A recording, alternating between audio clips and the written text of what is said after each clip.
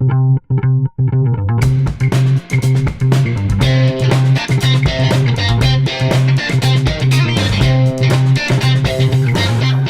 here, I'm gonna get the net, try to keep a little tension on them. Right, nice fish. That's the kind of Spanish we're talking about here on the Nature Coast. You know, we get the big ones and their yearly migration. In general, your best time to catch big Spanish mackerel on the west coast of Florida, on the Big Bend, Nature Coast area, is prime months. In the fall is going to be early September through late November, and then again in the spring starting around March, April, and May.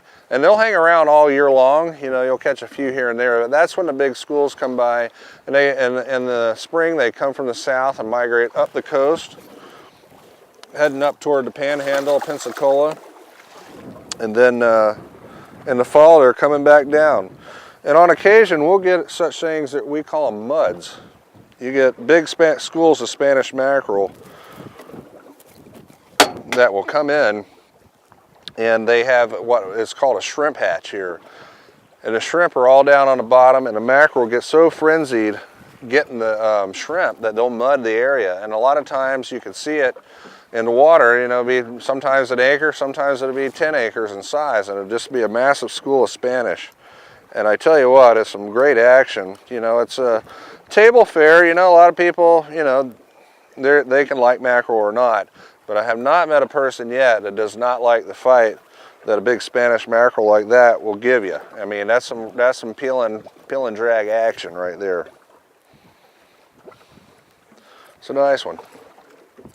You can see, get a close of his teeth here, and that's what I'm talking about when using a long shank hook.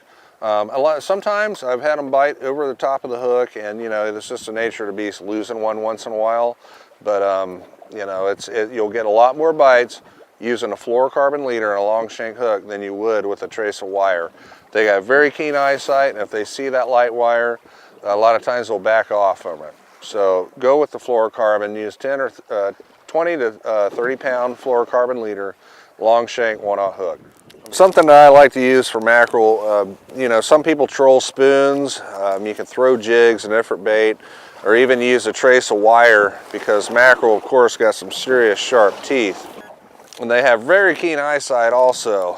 But I like to use about a 20 pound monofilament. 30 is pretty good too. But to prevent cutoffs, what I'll use is a long shank hook, like these mustads. These are a #1 long shank hook.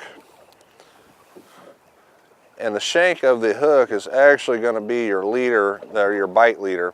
You know, you will get cut off a lot for mackerel using a long shank hook, but you're going to catch more fish than what's going to get cut off, because their keen eyesight, a lot of times if you use wire or trace of wire, they're not going to hit that as much as they will just a fluorocarbon leader.